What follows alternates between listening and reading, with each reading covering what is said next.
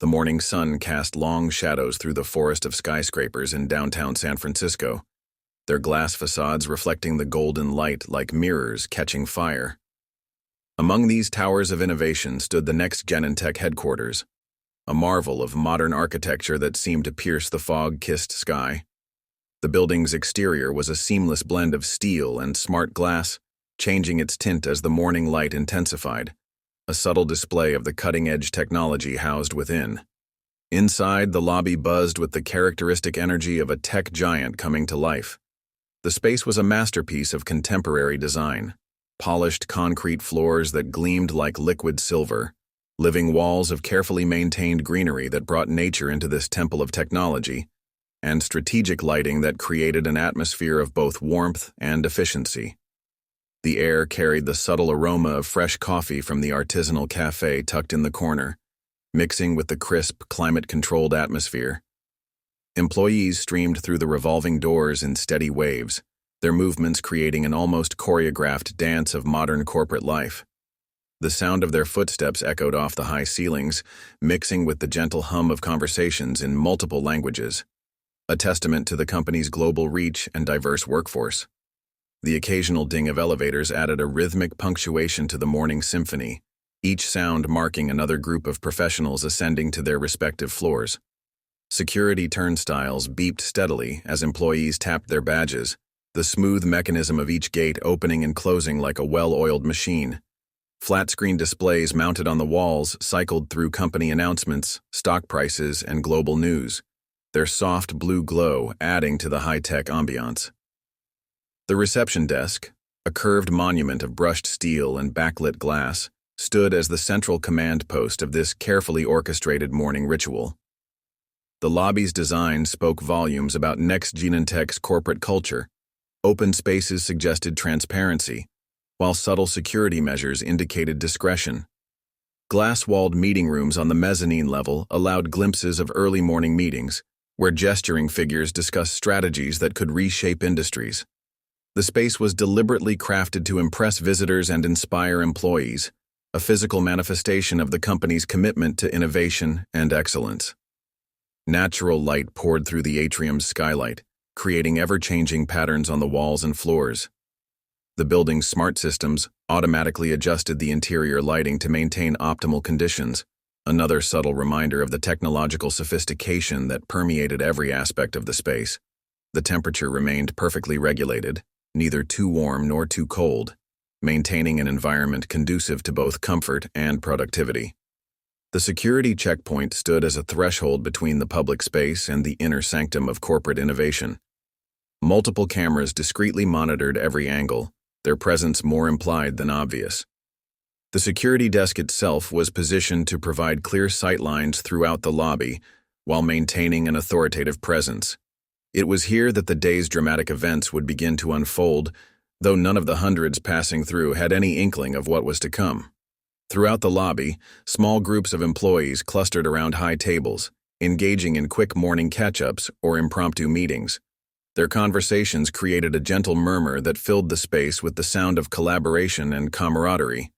Digital displays near the elevators showed real-time updates of conference room availability and company events, while a massive digital art installation slowly morphed through abstract patterns, adding a touch of creativity to the corporate environment.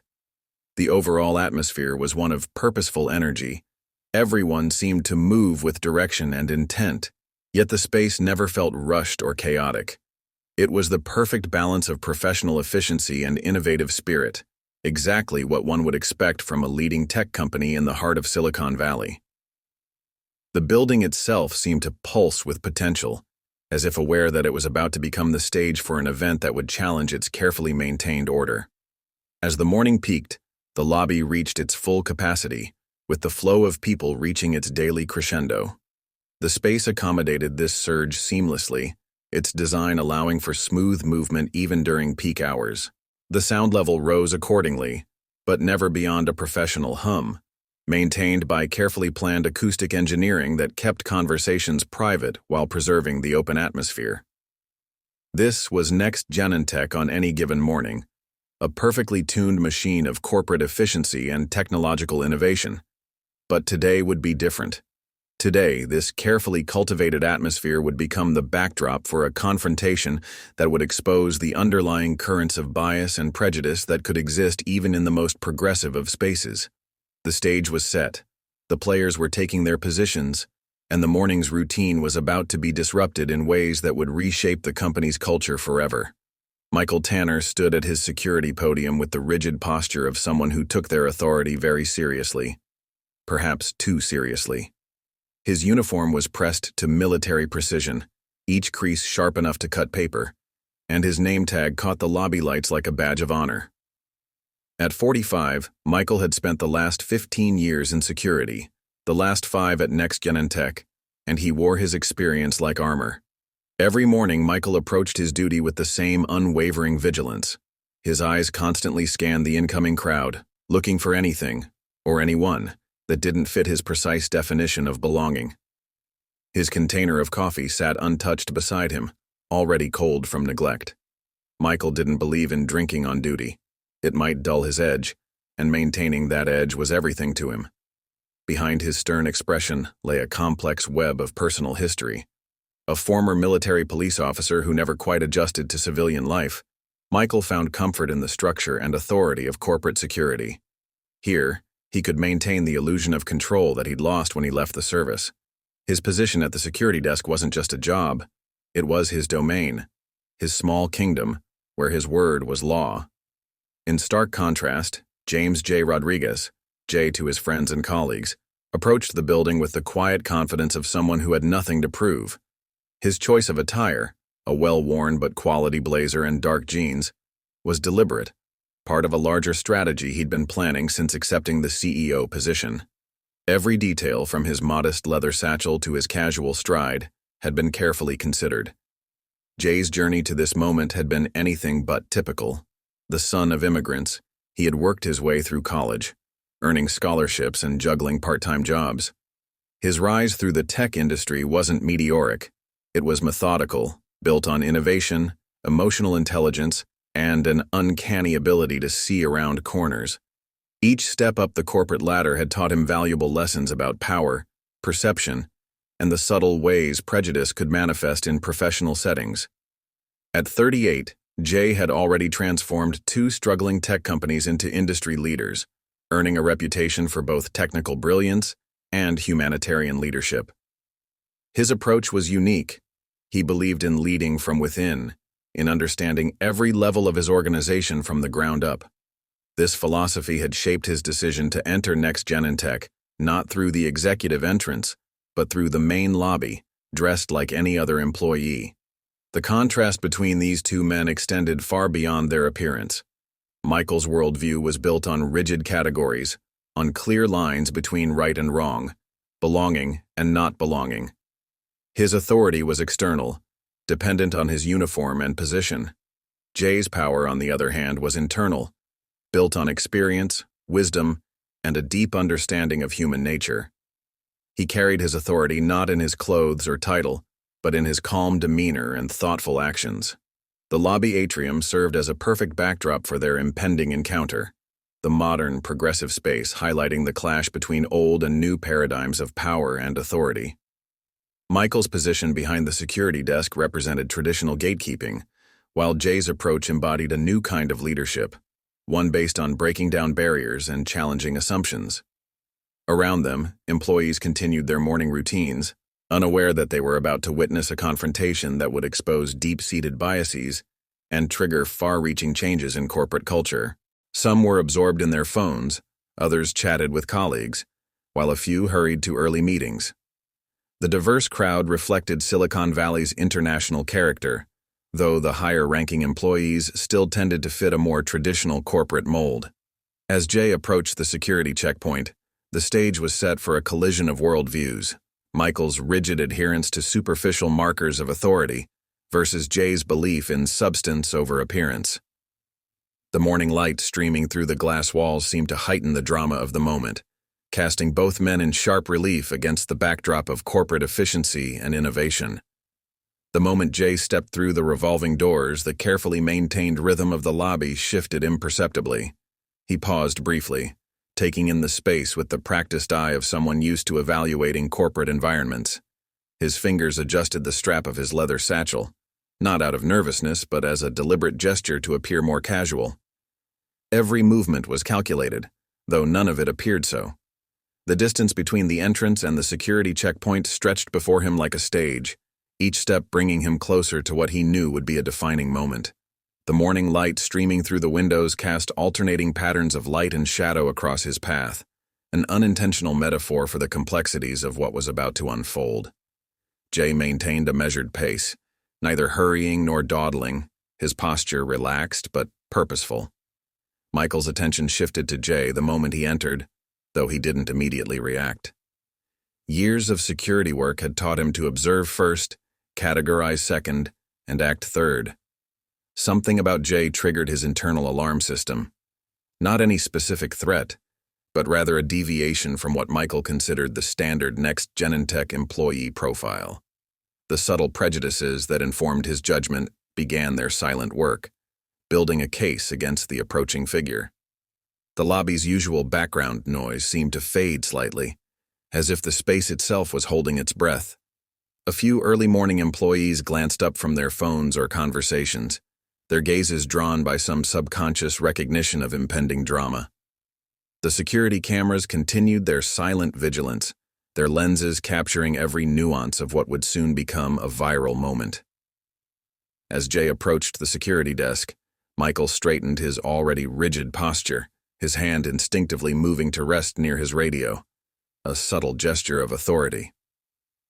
The fluorescent lights overhead caught his name tag, sending a brief flash across the lobby.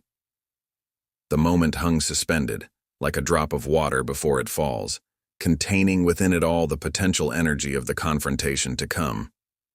"Hold it right there," Michael's voice cut through the ambient noise of the lobby, sharp and authoritative. The command was loud enough to draw attention, but not quite a shout, the voice of someone used to being obeyed. His words carried the weight of 15 years of security experience, each syllable laden with unquestioned authority. Jay's response was to stop precisely where he was, his movement so smooth it appeared choreographed. His expression remained neutral, though a slight tilt of his head suggested curiosity rather than concern.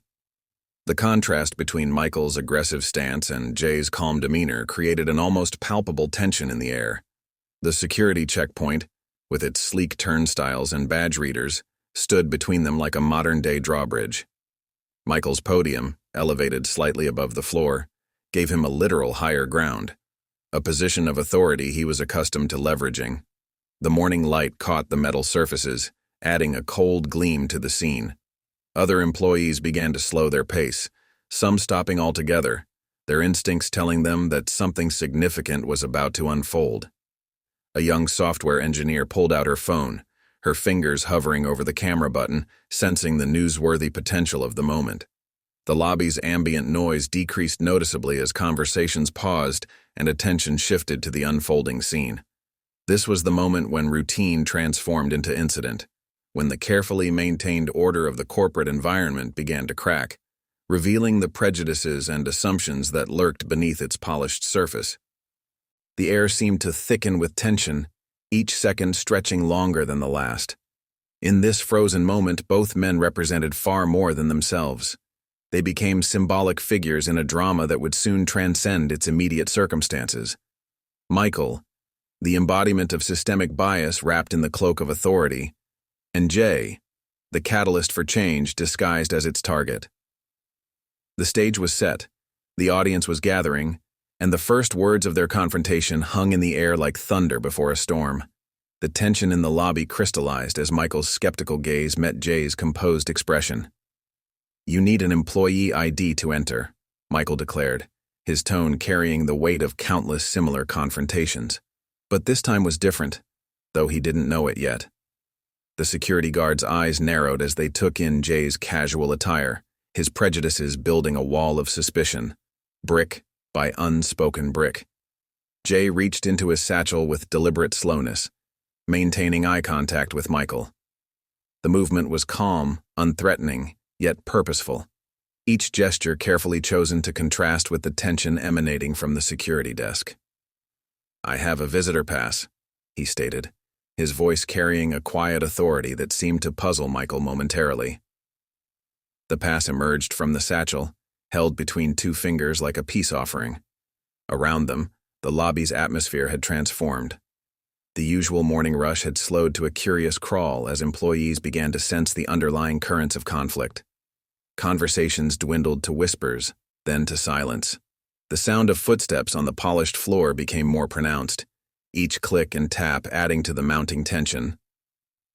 Michael's reaction to the visitor pass was immediate and dismissive. His lip curled slightly as he examined it from his position, not bothering to take it for a closer look. A meeting? Dressed like that? The words dripped with scorn, each syllable laden with assumptions about what a business professional should look like. The security guard's posture became more rigid, his authority seemingly challenged by Jay's continued calm. The growing audience of employees created an impromptu amphitheater around the scene. Some pretended to be absorbed in their phones or tablets, while others watched openly, their expressions ranging from concern to curiosity. A few exchanged knowing glances, recognition dawning as they connected Jay's face with the company-wide announcement they'd received the previous week. The tension ratcheted up another notch as Jay maintained his position, neither advancing nor retreating. His voice remained steady as he introduced himself. "I'm James Rodriguez. I believe I'm expected." The words hung in the air, their significance lost on Michael but sending ripples of recognition through the gathering crowd. Someone gasped softly, the sound quickly stifled but noticeable in the charged atmosphere. Michael's response was to step out from behind his podium, a physical assertion of authority that made several onlookers shift uncomfortably. "Listen, buddy," he began, the word buddy carrying a weight of condescension. "I don't know how you got that pass, but you're not fooling anyone." His voice had risen slightly, carrying across the lobby more clearly now. The morning sun continued to stream through the windows, casting dramatic shadows across the scene.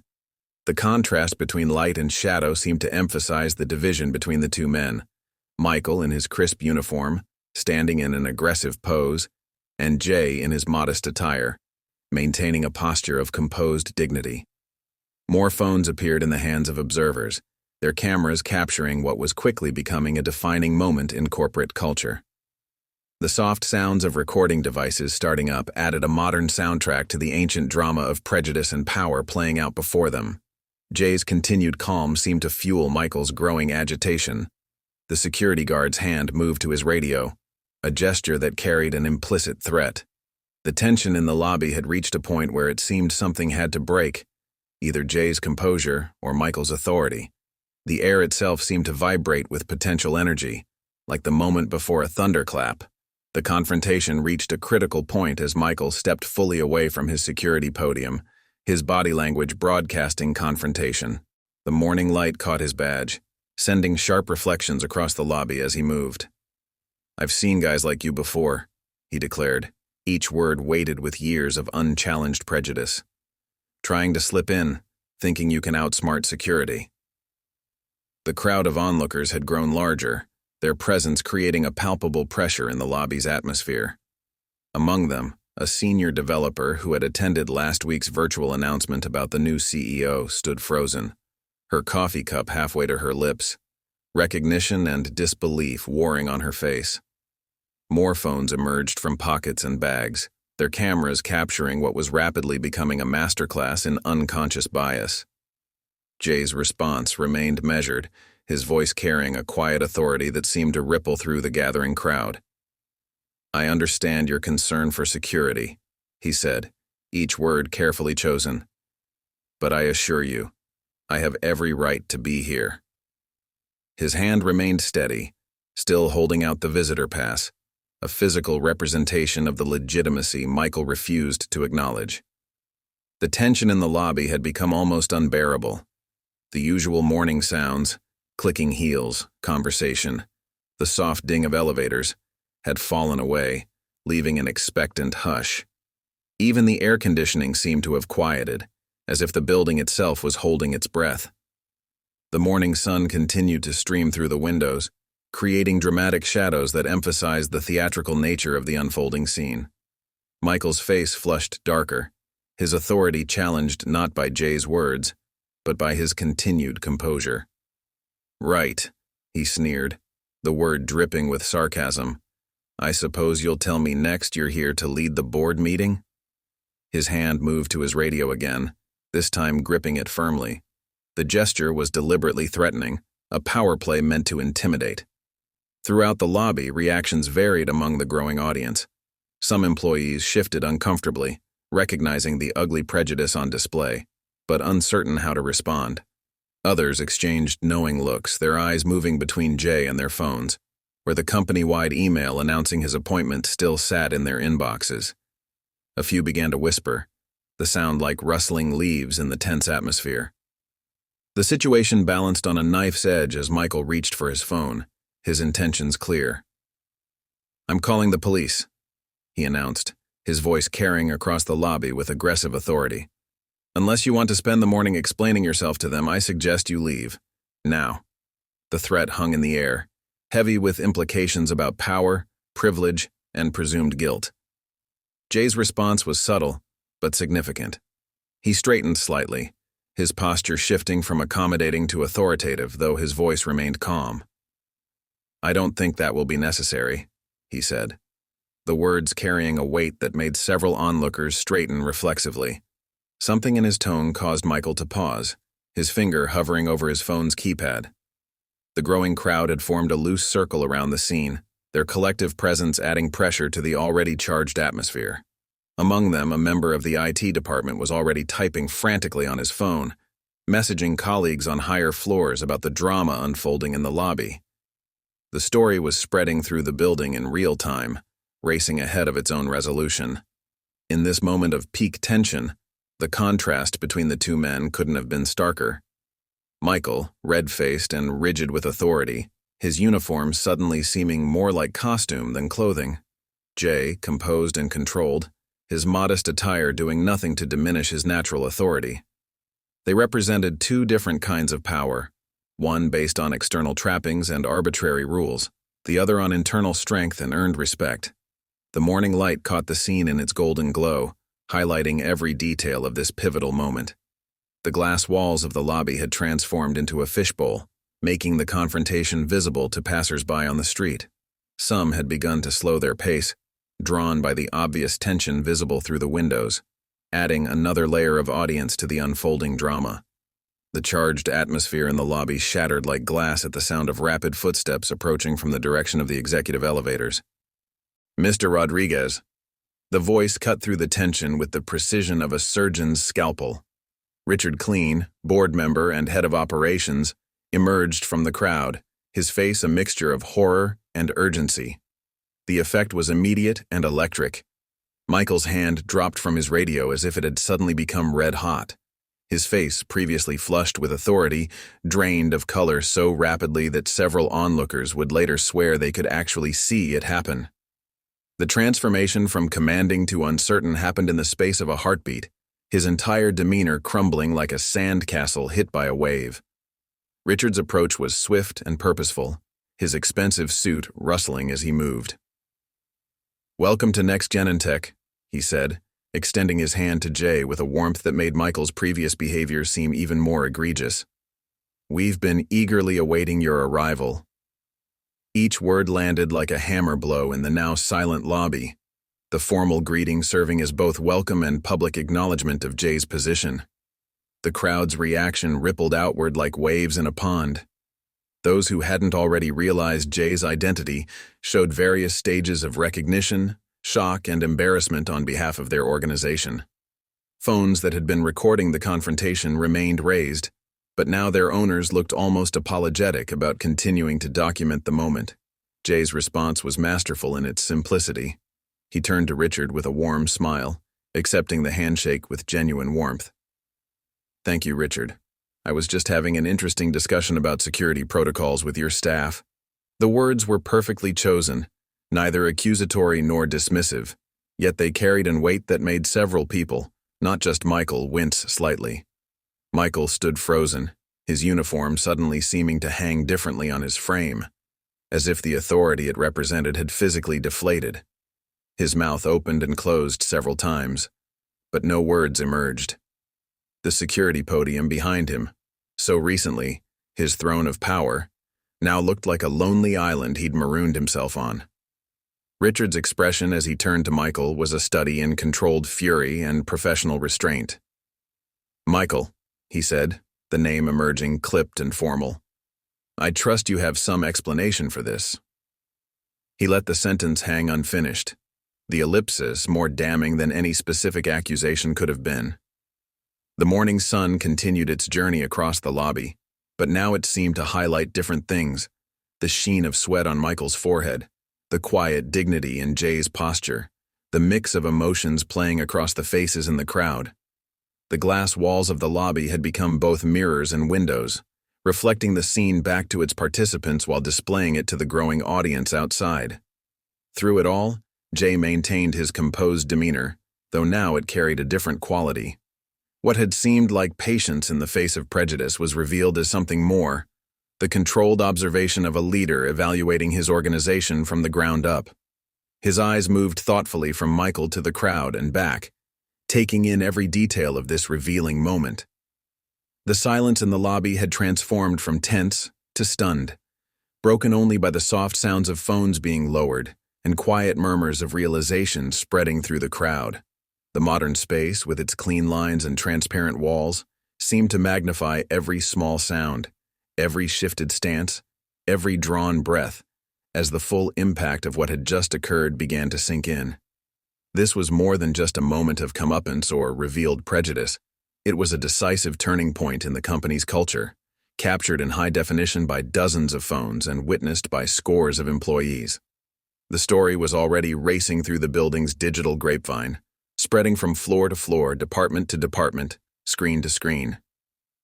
Richard's presence had transformed the lobby's atmosphere from confrontational to ceremonial in a matter of seconds. His voice, warm but carrying undertones of authority, filled the space as he addressed the gathering crowd. "Colleagues, for those who haven't read last week's announcement, please allow me to introduce James Rodriguez, our new Chief Executive Officer." The words hung in the air like a final verdict, causing a ripple of movement through the assembled employees. Those who had been recording quickly lowered their phones, though a few continued to capture the moment discreetly. The morning sun streaming through the windows seemed to spotlight Jay, who maintained his composed demeanor despite the dramatic shift in the situation. Michael remained rooted to his spot, his security uniform now seeming to hang heavily on his frame. His face had progressed from pale to ashen, and his earlier bravado had evaporated like morning dew under a harsh sun. His hands, which had so confidently gripped his radio moments before, now hung limply at his sides.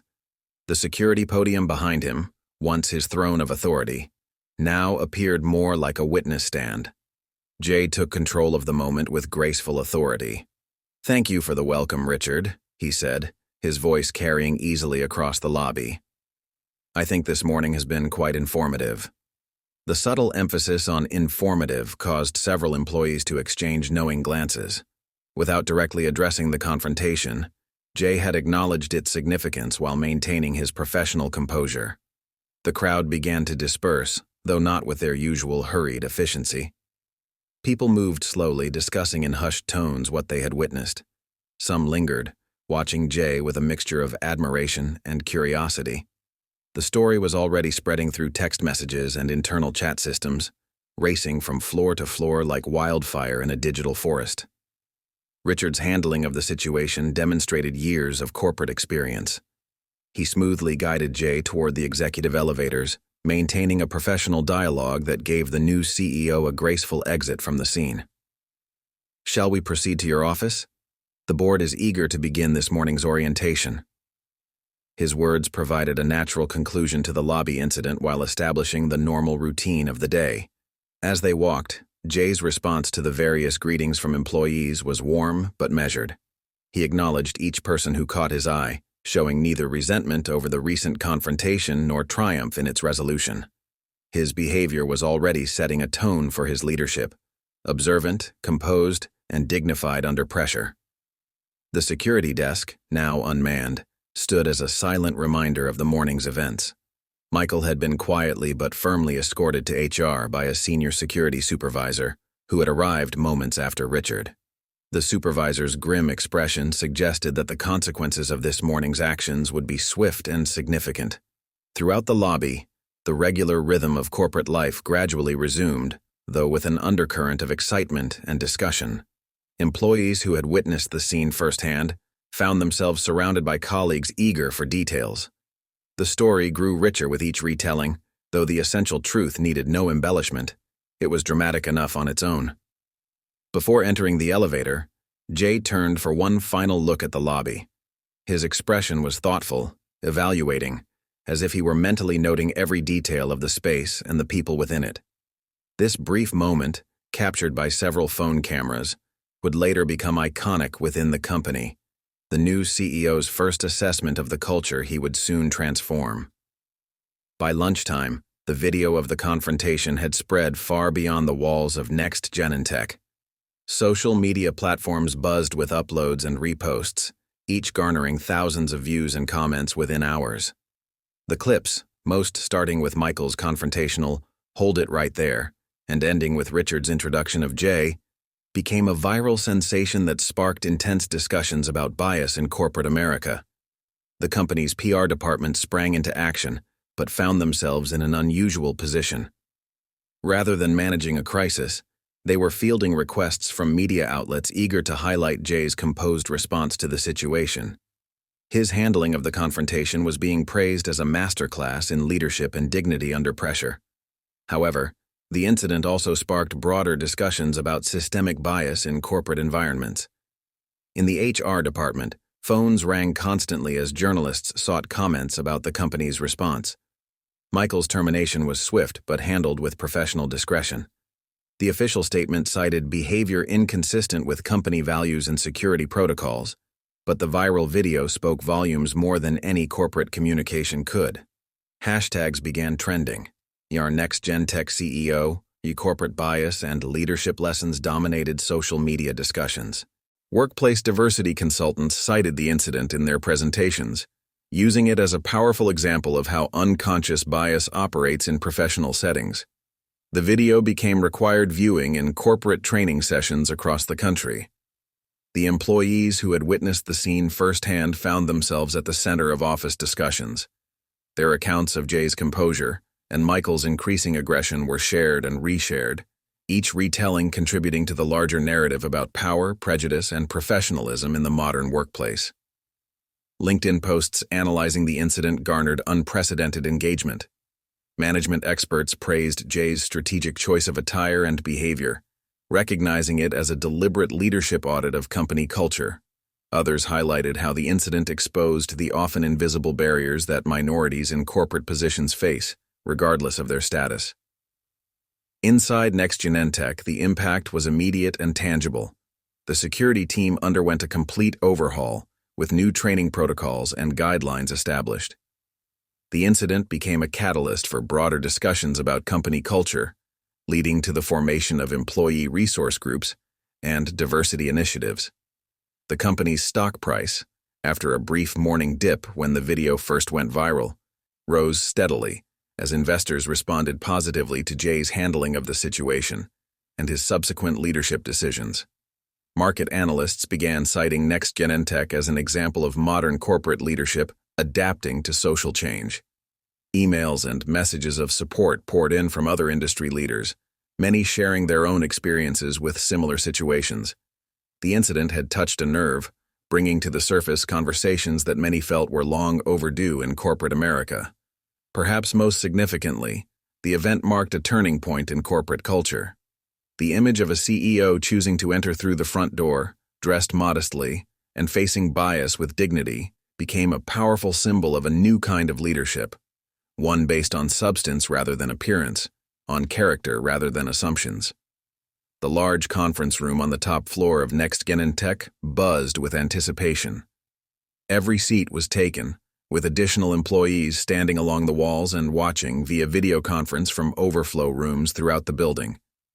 The afternoon sun filtered through the floor-to-ceiling windows, casting a warm glow over the assembled crowd as they waited for their new CEO to address the company. Jay stood at the podium, his presence commanding, yet approachable. He had maintained his modest attire from the morning, a choice that now carried even more significance. The room fell silent as he began to speak, his voice clear and purposeful. "Today has been instructive," he began, earning a few knowing chuckles from the audience. "What happened this morning isn't about any one person," Jay continued, his words carefully measured. "It's about the assumptions we make, the biases we carry, and the barriers these create, often without us even realizing it." The crowd listened intently, many nodding in recognition of their own experiences with prejudice and preconceptions.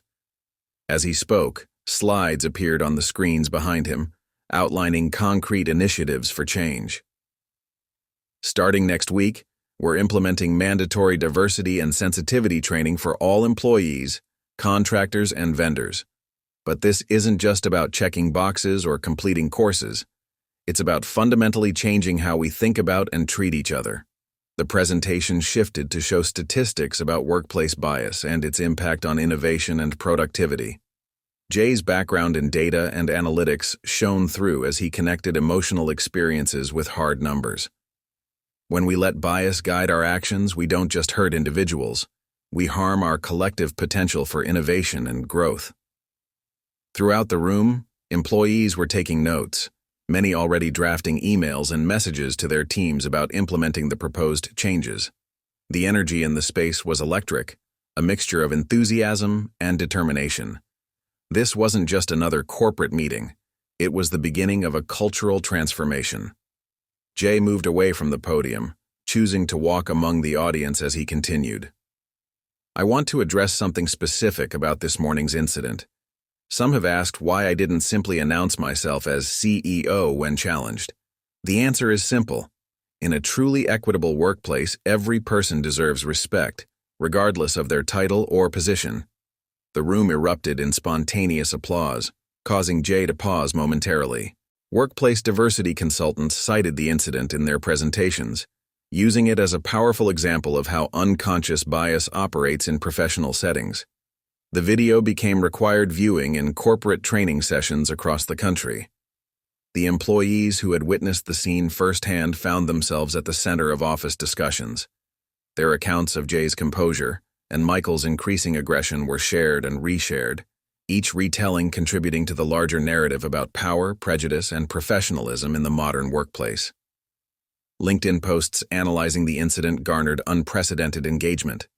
Management experts praised Jay's strategic choice of attire and behavior, recognizing it as a deliberate leadership audit of company culture. Others highlighted how the incident exposed the often invisible barriers that minorities in corporate positions face, regardless of their status. Inside NextGenentech, the impact was immediate and tangible. The security team underwent a complete overhaul, with new training protocols and guidelines established.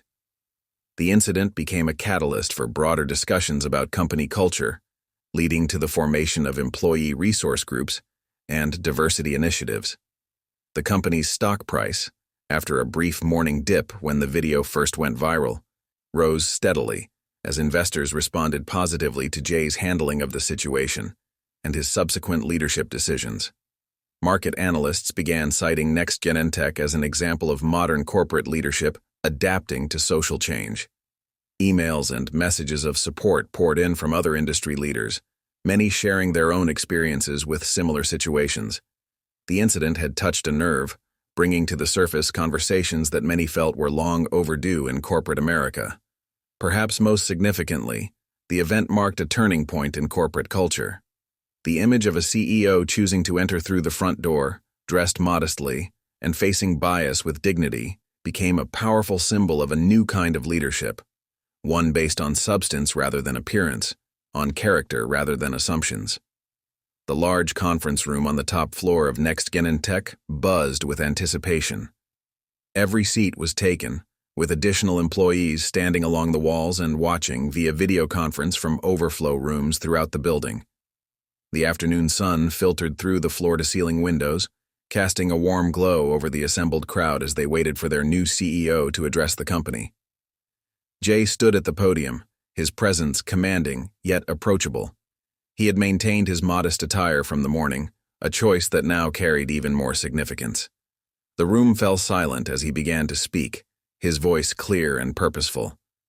"Today has been instructive," he began, earning a few knowing chuckles from the audience. "What happened this morning isn't about any one person," Jay continued, his words carefully measured. "It's about the assumptions we make, the biases we carry, and the barriers these create, often without us even realizing it." The crowd listened intently, many nodding in recognition of their own experiences with prejudice and preconceptions. As he spoke, slides appeared on the screens behind him, outlining concrete initiatives for change.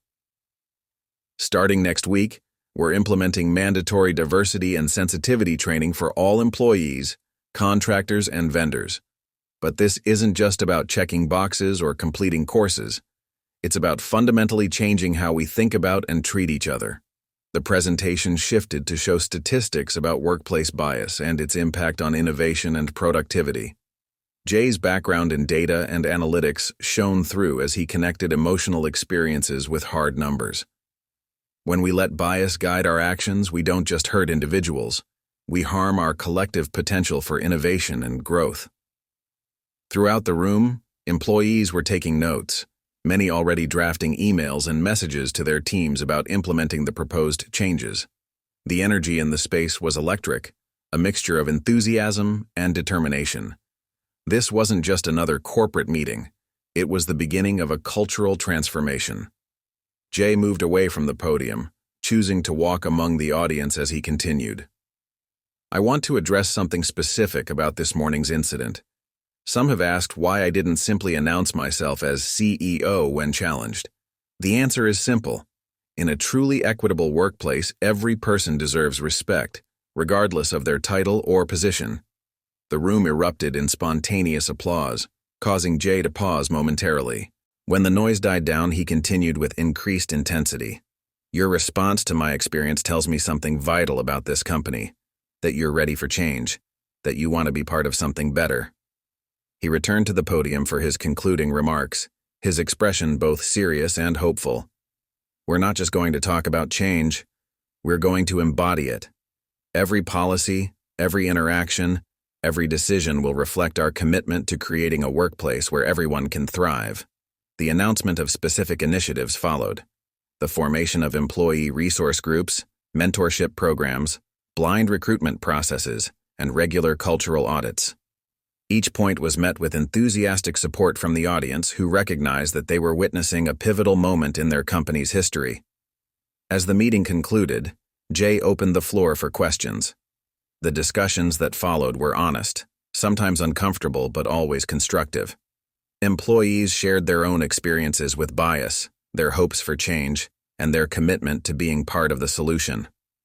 6 months after the incident, Michael sat in a community center meeting room, listening intently to a speaker discussing unconscious bias.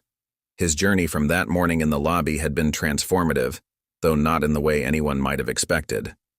After his termination, he had hit rock bottom, facing not just unemployment but a viral video that made him the face of corporate discrimination. The turning point came unexpectedly. A diversity consultant who had seen the video reached out, offering Michael an opportunity, share his story, and help others learn from his mistakes. Initially resistant, Michael gradually began to understand the value of his experience as a teaching tool. Now he was a regular speaker at workplace diversity workshops, sharing his story with brutal honesty. "I thought I was protecting the company," he would tell his audiences, "but what I was really protecting was my own prejudices, my own narrow view of what success and authority should look like." His transformation wasn't immediate or easy. The first few months were filled with defensive reactions and attempts to justify his actions. But gradually, through counseling and honest self-reflection, Michael began to understand the deep-seated biases that had driven his behavior that morning. The irony wasn't lost on him. His lowest professional moment had led to his most meaningful work. Companies now hired him to speak about his experience, using his story as a powerful example of how unconscious bias operates and the importance of challenging our own assumptions. In one particularly poignant workshop, Michael found himself speaking to a group of security personnel. "We're given authority," he told them, "but with that comes responsibility. Not just to protect, but to respect, to question our own assumptions before we question others." His personal life had changed too. He began volunteering with organizations that helped minorities navigate corporate environments, offering insights from both his mistakes and his learning journey. The man who once judged people by their appearance now worked tirelessly to help others overcome similar prejudices. The viral video that had once been his shame became a powerful teaching tool. Michael would play it in his workshops, pausing at key moments to analyze his body language, tone, and assumptions. "Watch how convinced I am that I'm right," he would say. "That's what makes bias so dangerous, the certainty that comes with it." Throughout his journey, Michael had never heard directly from Jay Rodriguez, but he'd followed NextGenentech's transformation under Jay's leadership, watching from afar as the company became a model for corporate diversity and inclusion. The changes Jay implemented had rippled through the industry, influencing policies and practices far beyond one company's walls. Sometimes, during his presentations, Michael would reflect on how different things might have been if he'd simply asked questions that morning instead of making assumptions. But then, he would tell his audience with a hint of hard-won wisdom, sometimes it takes hitting bottom to start climbing toward something better. 1 year after the lobby incident, NextGenentech had become a case study in corporate transformation. The changes implemented under Jay's leadership had rippled far beyond the company's glass walls, influencing industry standards and corporate practices across Silicon Valley and beyond. Harvard Business Review published a detailed analysis of the company's transformation, titled "The Front Door Revolution: How One CEO's Morning Changed Corporate Culture." The company's new hiring practices had become a model for the industry. The front door policy, as it came to be known, required all executive candidates to spend their first day entering through the main lobby, interacting with various levels of staff before reaching their offices. This simple but powerful practice had already exposed and prevented several instances of institutional bias.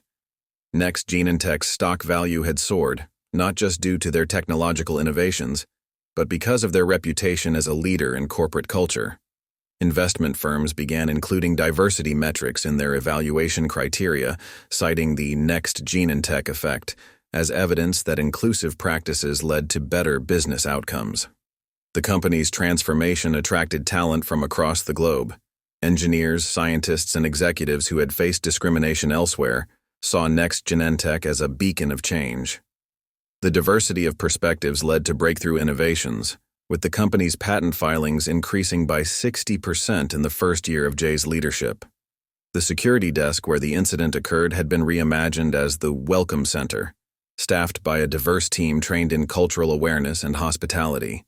The space featured a digital wall displaying employee stories and achievements, celebrating the human side of corporate success. Visitors often commented on the warm, inclusive atmosphere that greeted them.